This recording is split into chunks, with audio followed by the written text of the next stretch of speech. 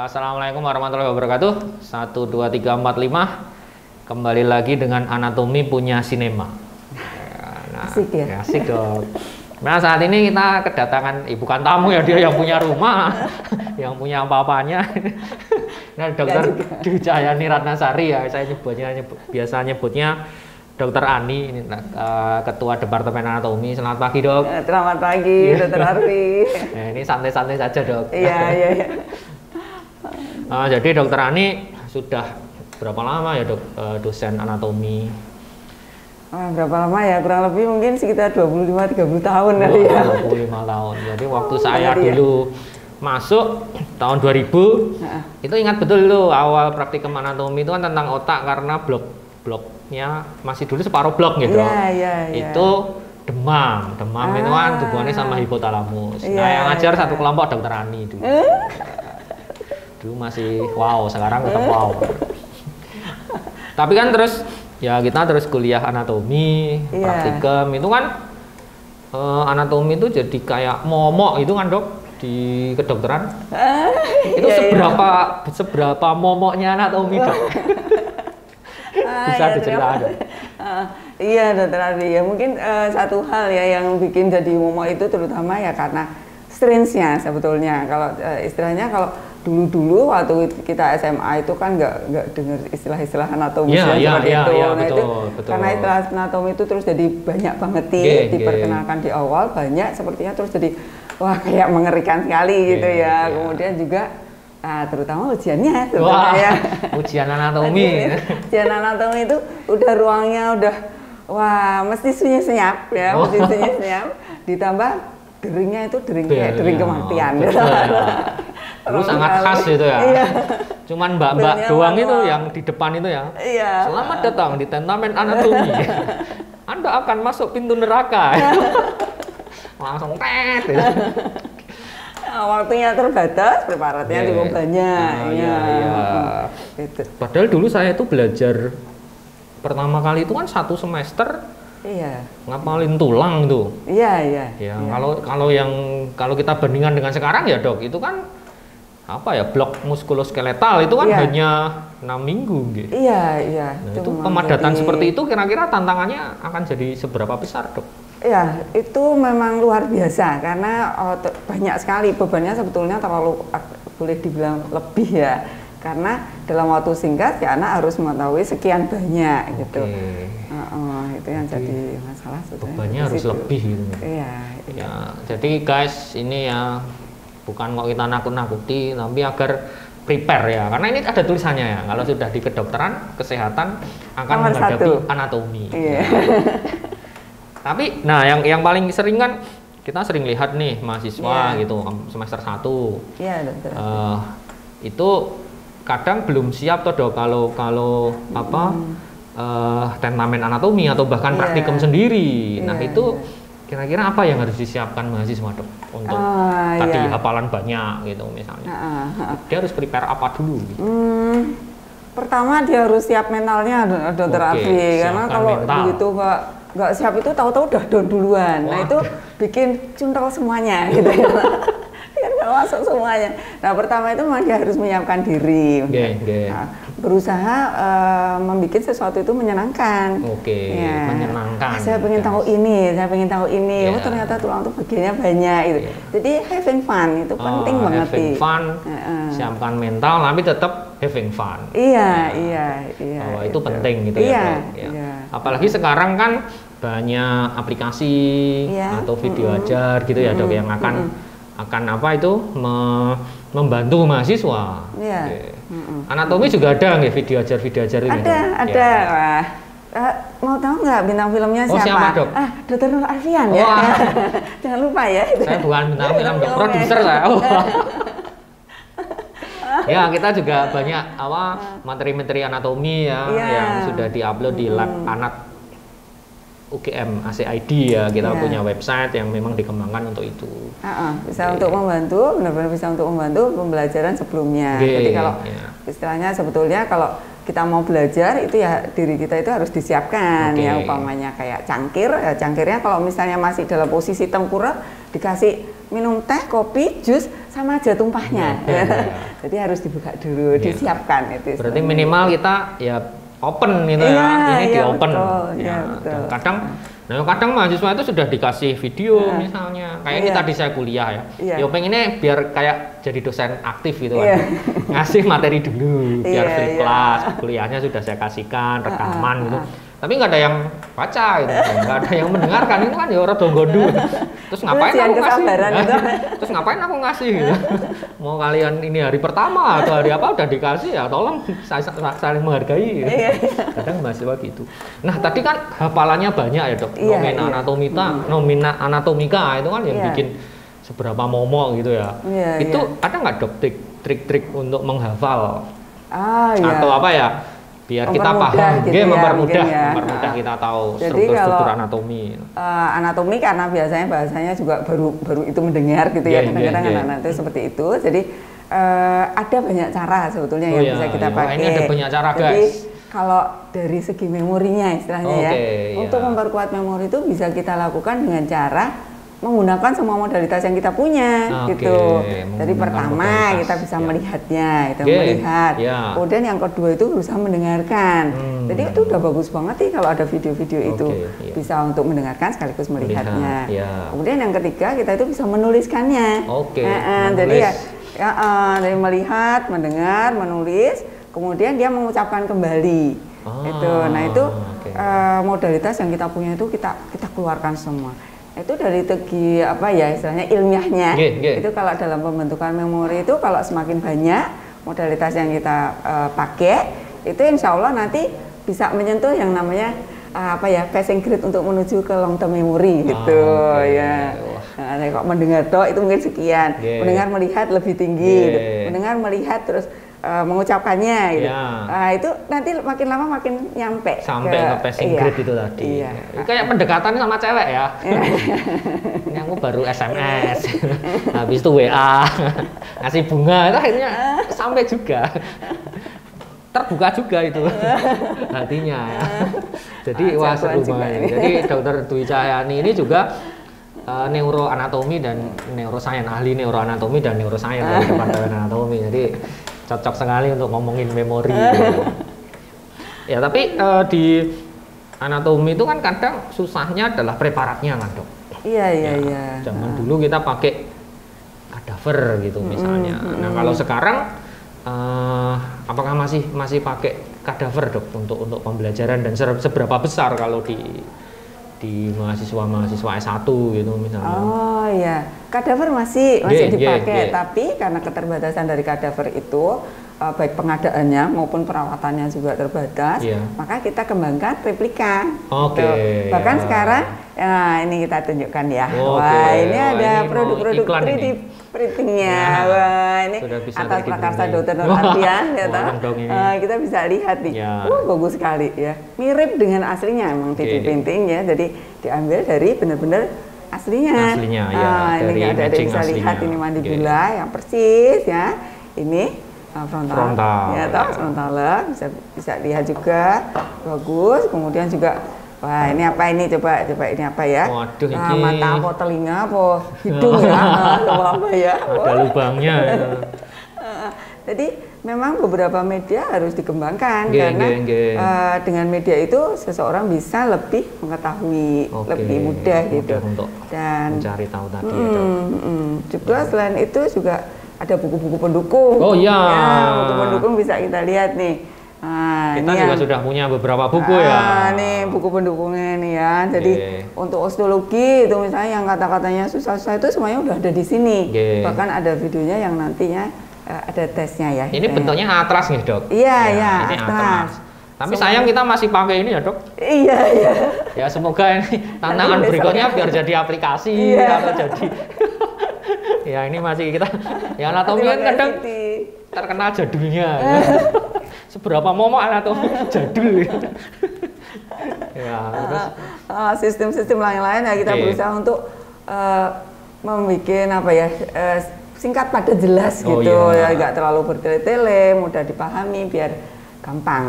Ini juga pakai bahasa sendiri ya. Iya, bahasa sendiri untuk biar lebih mudah. Kadang-kadang kalau terjemahan itu kadang-kadang ya susah ini. Ya, ini ya kita punya beberapa yang akan kita kembangkan. Bisa dipakai, dikembangkan di anatomi. Wah, seru ini ya guys. Jadi memang sudah banyak sekali ininya apa yang sudah kita lakukan. Iya. Tapi kalau yang manekin ini kita juga menyediakan ya dok, bisa dijual juga kan di departemen anatomi. Iya. Apa saja itu dok misalnya? Itu ada kerangka utuh yang terangkai itu ada, yang tidak terangkai juga ada ya. Nanti bisa dalam box gitu. Itu semua tulang disediakan. Bisa dibeli, bisa juga disewa, itu juga bisa. Ya, kemudian juga nanti ada juga yang otak. Otak itu juga otak yang ini ya. Silikon. Ya, kita punya replika otak gitu ya, replika otak. Komplit girusnya, sulkusnya itu bisa terekspos dengan bagus. Itu juga ada. Jadi cukup banyak sebetulnya yang untuk diproduksi anatomi. Itu tadi yang berat, yang berat, keras-keras ya dok. Kan tulang. Otak ya kan ya, karena pakai silikon lunak ya. Tapi kan ini yang untuk sutur ya, bukan sutura ya, menjahit, lipom atau veruca itu kita juga ada ya. Iya, kita kembangkan juga beberapa produk yang memang untuk nanti skills gitu ya. Itu ada untuk pemasangan infus, untuk memasang kateter, kemudian untuk sirkumsisi, kemudian juga untuk apa tadi? Ya itu veruca misalnya kita atau lipom gitu, pengambilannya seperti apa, menjahit seperti gimana, itu kita menyediakan juga. Itu untuk support lah anak-anak. Ini kita jadinya malah jualan dok. Ini otak jualan terus ini di masa-masa pandemi ini, yang penting bisa tetap ngepul gitu ya. Ya tadi kan kita ngomongin di anatomi sendiri. Kalau saya cuman dulu saya angkatan biro ya, angkatan tua ya sudah. Nggak enak dong, rambut saya masih sudah putih ya. Itu dulu kan saya belajar itu dada, torak, perut, abdomen, terus head and neck gitu misalnya, terus nanti central nervous system. Nah sekarang kan kalau kita lihat tahun-tahun 2000-an itu kan berubah dong. Jadi pendekatan sistem ya. Menjadi pendekatan sistem. Nah itu sebenarnya apakah mempengaruhi cara mahasiswa belajar dok kalau seperti itu? Ya sedikit banyak memang mempengaruhi ya, karena sistem tapi tidak bisa dibandingkan itu lebih baik atau tidak lebih baik, itu dua-duanya sama-sama bagusnya. Iya betul. Kemudian dua-duanya harus dimengerti juga, sebetulnya mudahnya gitu, karena kadang-kadang kalau dulu di regio itu regio tertentu, misalnya di abdomen, di situ ada sistem digesti juga ada, kemudian dia sistem urinari juga ada, reproduksi juga ada gitu. Nah sekarang pengembangannya adalah sistem itu, jadi dia melihat sistem itu secara komplit, itu enggak cuma di regio head, nanti dia belajarnya cuma mulut tok, enggak, tapi dia digesti itu tahu dari mulut sampai anus gitu, dengan melewati bermacam ya, bermacam-macam regio gitu. Bagusnya ada di situ, dia melihat komplitnya. Tapi untuk bagian tertentu dia harus tahu bahwa sistem itu nggak cuma berada di regio tertentu, tapi dia mungkin berada di banyak regio gitu. Jadi, tapi itu akan mempengaruhi apa ya? Kalau teman-teman mahasiswa misalnya belajar yang sudah agak klinis gitu dok, kan orientasinya nggak hanya sistem saja, hanya satu sistem saja kan mestinya, karena misalnya pasien datang dengan nyeri di perut gitu, kan yang jadi patokan perutnya, bukan ini aku lambungnya sakit, itu kan pasien nggak datang seperti itu. Nah itu harus seperti apa dok mungkin mahasiswa belajar atau harus tetap ini ya mengutamakan atau belajar juga regionalnya gitu nggak? Iya betul. Regional itu harus dipelajari karena biasanya mereka mulanya keluar ya nyeri dada gitu, tapi nggak tahu sebetulnya dari mana, jantung, paru atau dinding dadanya, itu. Jadi memang harus dicombine lah istilahnya dengan mengetahui. Yang penting itu basicnya dia harus kuat, sehingga dimasukkan di mana-mana basic to kliniknya itu jadi. Wah itu berarti basic to klinik itu tahun pertama dan tahun kedua. Jadi tadi kita sudah ngomongin apa yang harus disiapkan. Ada tambahan lagi dok untuk trik and tip. Ini mahasiswa tadi kan untuk menghafal dok. Sekarang kalau belajar patofisiologi gitu misalnya atau tahun-tahun kedua itu. Kalau sebetulnya paling bagus belajarnya sebelum sampai patofisiologi dia harus tahu dulu istilahnya normalnya itu seperti apa. Yang simpel ya, gitu. Ya. Misalnya pernafasan. Orang hirup bilangnya dulu SMA atau SD SMP itu hirup oksigen keluar CO2. Duh, kok pinter men hidungnya ya, Terus langsung nilai ya. Itu saja nih gimana gitu. Ya, ternyata ada hal-hal yang terkait. Jadi membuat sesuatu itu yang simple menjadi sesuatu yang menarik. Wah, itu nanti akan menumbuhkan motivasi lah untuk wah, gua harus tahu nih kayak gitu. Ya kita minum banyak, jatuhnya kan bukan diare. Iya, tapi kencingnya banyak loh. Padahal minum masuknya traktus digestivus. Oh iya. Mana ya jalan tolnya? Ya misalnya gitu ya. Jadi sesuatu yang simple jadiin sesuatu yang menarik. Kenapa minum banyak nggak jatuhnya berurai air mata. Ya. Sambil baca surat putus cinta. Itu nanti dengan fisiologinya nanti kuat, nanti patofisiologinya kalau itu nggak sesuai dengan fisiologinya berarti ada sesuatu masalah. Ya. Jangan-jangan yang ada sesuatunya mahasiswanya. Ya sudah ada bahan dia nggak belajar, kan berarti yang patologi mahasiswanya jadinya.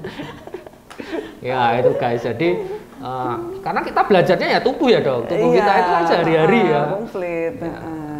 Terus anatomi juga bisa dikembangkan dengan tadi dokter Ani ngendiko pernafasan, itu kan bias ada fungsionalnya ya, ada dengan fisiologi. Anatomi fungsionalnya. Anatomi fungsionalnya. Misalnya kayak bernafas yang kita tiap hari gitu ya.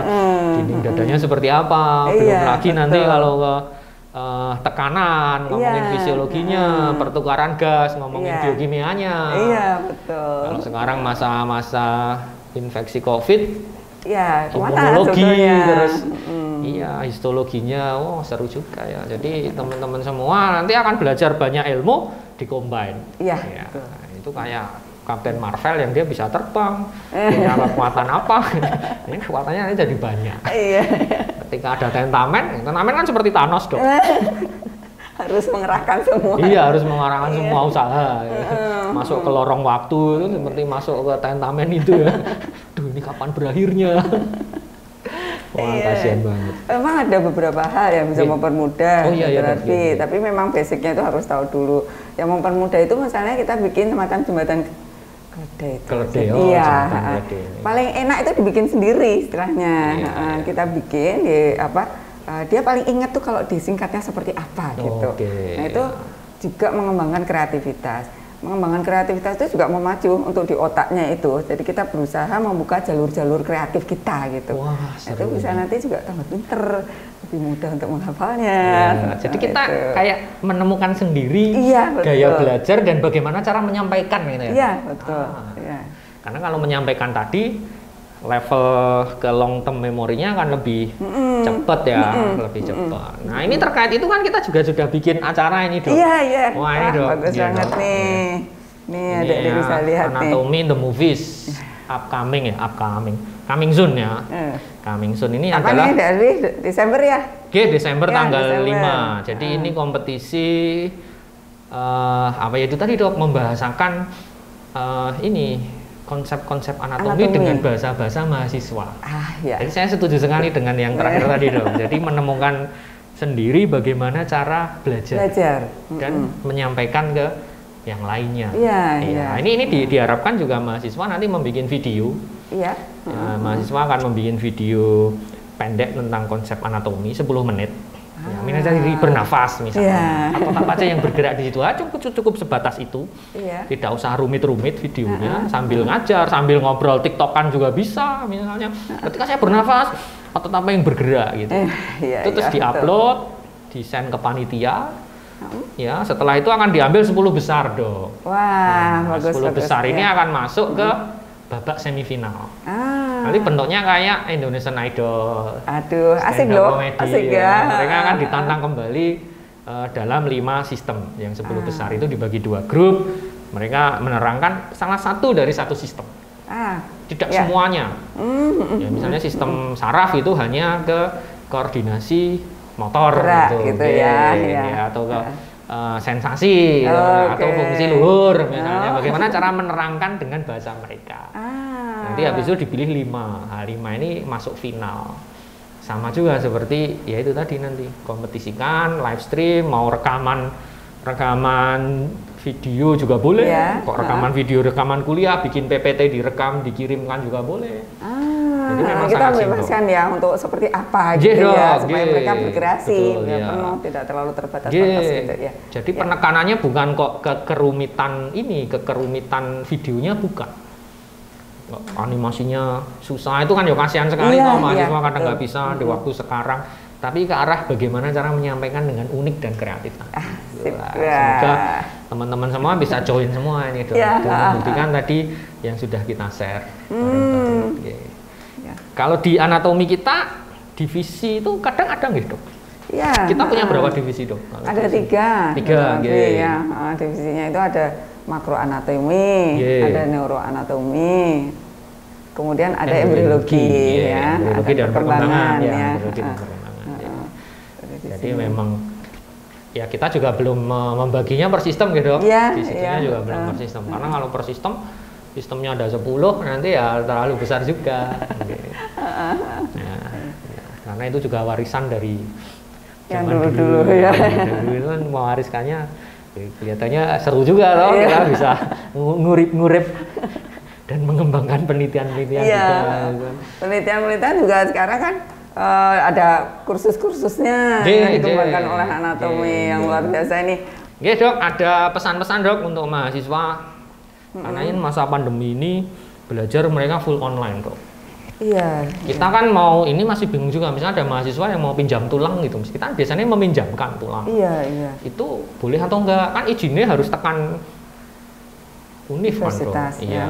karena nggak mungkin engkau nek pinjam tulang mereka ngumpul Iya, untuk belajar nanti tulang itu berkumpul, misalnya. betul. Itu belum ada kajian juga tentang itu. Mungkin ada Iya. pesan-pesan dok untuk harapan untuk mahasiswa gitu. Ya, ya ini karena semuanya ada keterbatasan ya. Sebetulnya beberapa media itu udah kita sediakan Iya, gitu, iya. tapi karena ada beberapa keterbatasan ya kita masih mengikuti rule-nya lah istilahnya yang Oke, ditetapkan. Kemudian yang penting bagi anak-anak itu harus selalu semangat gitu aja, karena memang saat pertama kuliah itu saat-saat yang paling stressful gitu. Iya. Apalagi ini online jenuh, dia nggak berinteraksi dengan Oh, iya, iya, betul. dengan temannya, dengan yang lain gitu tuh memang jadi suntuk banget gitu Betul. rasanya, kurang toh untuk interaksinya kurang. Jadi kadang-kadang kurang berbagi ya. Nggak apa-apa, berusaha untuk menikmati, berusaha untuk switch dari keadaan yang biasanya kita offline jadi online seperti itu. Cuman ya harus jaga kesehatan karena Oke. begitu sakit, waduh, hampir semua kayaknya Iya, ya. karena jadwalnya berurutan gitu. Iya betul. Seperti betul. gerbong kereta api, jadwalnya Iya. padat itu. Terus tanpa ampun ya kayak. Menapa dok? Ya kayak tanpa ampun ya. Iya, harus iya ya, betul. Terus Ya, terus. tanpa ampun, ya, Heeh. betul. Blok 1, habis itu langsung blok 2, 3. Iya gitu ya. betul. Ya, tetap semangat guys. Jadi karena semangat yang membuat Yakin bisa. ya, Ya, bumi itu tentu saja. bergerak. Oke, terima kasih perjumpaan kita untuk hari ini ya. 1, 2, 3, 4, 5. Selalu nantikan anatomi punya sinema. Makasih Dokter Ani. Iya, Assalamualaikum sama-sama. warahmatullahi Dr. wabarakatuh. Andi. Waalaikumsalam warahmatullahi wabarakatuh.